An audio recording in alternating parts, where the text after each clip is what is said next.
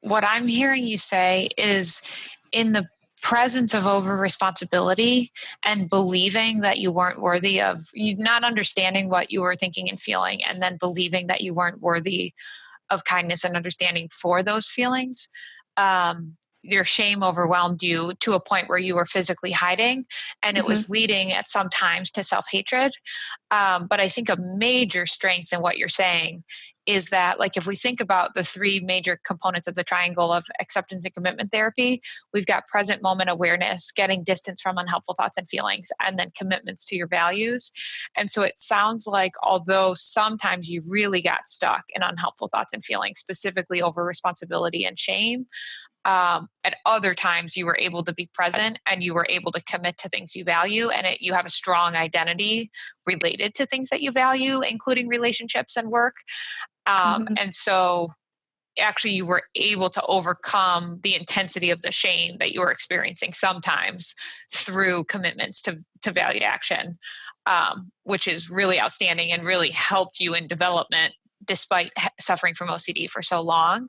I can imagine now that there's so much relief in the switch from um, over responsibility and shame about an experience to be able to know what's happening and treat it like an opportunity. That's a major shift away from, this is a problem and it's specifically a problem with me and my character, over into, like, not only is this not a problem, but it's actually something that I'm grateful to have because I want to practice and have this new relationship with myself. That's really a remarkable attitude shift, that I really appreciate. And if you keep that up, then any other feeling also becomes an opportunity. And while you may get stuck sometimes, that's really the key to, like, a rich, full, and meaningful life is, if I have an uncomfortable thought or feeling, I know I can handle it. And not only can I handle it, but I can shift it into an opportunity. And in your case, maybe there were times where the self-compassion felt warm and fuzzy, but it's also just very compassionate to shift from, there's something wrong with me, into what is my pain can now become my opportunity. Mm-hmm. Do you have other thoughts about that? Um, I was looking at I think I talked last episode about the Anxiety Challenger app, or just other ways, just talking about ways to, like, kind of to notice those things. And I was scrolling through January and February. I was using it almost every day. And I, looking back at each of those moments that I logged, or that as they were happening, or that I pre-scheduled, I felt pride about them. And I remember feeling that each time I noticed and treated each one of those opportunities as an opportunity, instead of as a shame spiral trigger. Uh-huh. And I felt proud each time that I logged that as well. And it really has been a game changer to think about them in a positive way. So much so that I can, like, looking at the app icon, or at my journal, as feel that feeling still, even if I actually am finding myself needing to use it less. Mm-hmm. It's still there, but my I'm feeling able to do it myself as I go in the moment, which is in the last month, I would say, which has been kind of a breakthrough for me as well. Yeah, it's wonderful to hear. Do you think you're actually experiencing less anxiety?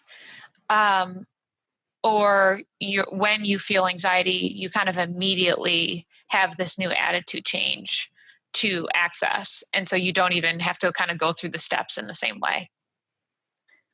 Um, I think most of the time I have access to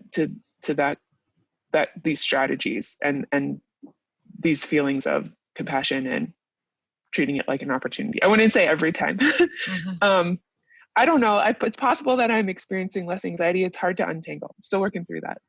Yeah, no problem. I mean, since part of what maintains the anxiety process is anxiety about anxiety, if you've Yeah. had many experiences of responding effectively to your anxiety in a way that you have experiential confidence that you'll handle it, some of the triggers you used to have might just become really brief sensations or really brief intrusions. And if you're immediately, again, having experiential confidence, so you're saying like, yep, that's okay, I can handle that, it doesn't become something bigger where you really have to Mm-hmm. access your skills.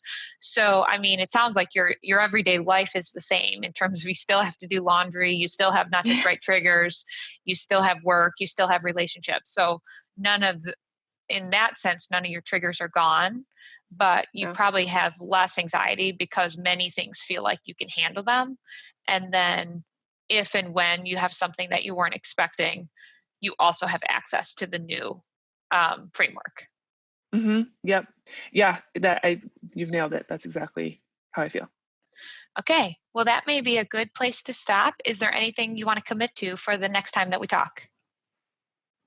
Um, yeah, I think that we're all in a pretty unique situation right now, and I really want to, you just mentioned if there's something new that's coming up, and this is what's new that's coming up. And before, I would have been really scared to be at home and with myself this much.